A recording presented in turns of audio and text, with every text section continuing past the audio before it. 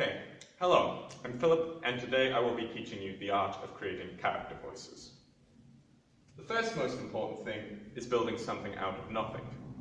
This is where you create a voice by using traits, personalities, etc. Like, let's say, for example, this is my normal speaking voice. If you made it a bit deeper, it could be its own thing. And then maybe this character in particular is a bit more posh, so he speaks very, very refined, very thought out.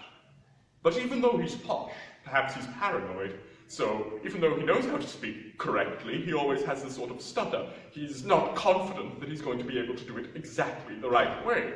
And by doing this art, you can create tons of character voices just by adding little bits or subtracting little bits, which can create an entirely different spectrum of just endless voices.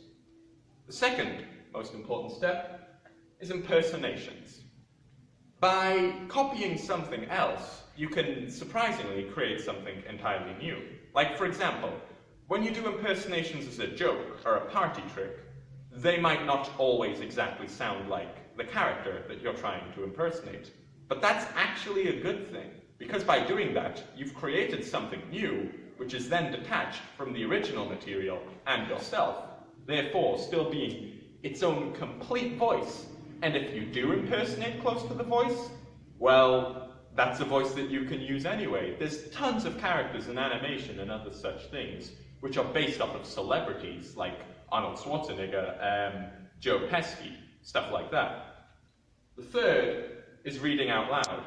You can create a ton of voices just by reading books or playing visual novels, because there's tons of characters, massive personalities, but it's all text, so you don't hear anything. You can then take that physical appearance into description, how they act, and just sort of think on how that could be a voice. And it's more fun than it is work, but by doing it, you can end up having something down the line where you're like, what if I use this character's voice? And then that could get you a job. That could land you a solid gig. And it's surprising what you might think is useless and just dumb fun at the time can help you later. And if you're afraid of doing it on your own, you could get a group of people and you could just dub over comics as a fun side project, but it could help you massively. Fourth step is one voice into many. When people do voice acting, they think it's crazy, it's radical, every voice is massively different. You have one voice like this and you have one voice like this. They're all completely different. It's not the truth. Because you can take one voice and change a single thing, and that's its own entire voice for a different character. Let's say, for example, you have someone posh and refined. It's just the default I go to. Don't know why I do.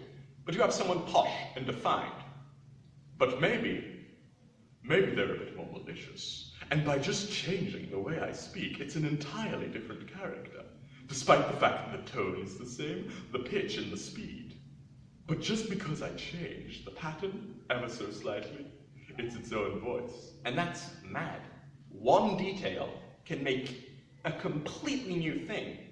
It's insane what just minute changes can do. It's a butterfly effect, practically. And then the fifth most important thing, and I say fifth most important, but probably incredibly important because it applies to regular acting as well, is physicality. You can create a completely different voice by getting into it, by just moving. And you can move a completely different way. Like example, you can have someone very happy, but by keeping your arms at your side, you might not get really into it. And it might just sound like you, but slightly happy or slightly posher, because it's what I do by default. But then, if you move your arms, you can just get into it. It's way more addicting. Like, I love being free and happy and, oh, it's just a great thing. But then maybe by being more hunched over and rubbing your hands, by doing the exact same voice, it becomes much more malicious. Like, even if you didn't have this recording, you'd still be able to tell that I wanted to kill you. And it's insane. By just changing how we move, we can completely rewrite how we start to speak, how we start to interpret it, which can create completely different characters. You can use the same voice and move your arm in a different direction, and that can just cause something completely unique. It's insane. And this has been my short tutorial on how to create character voices. Thank you for coming.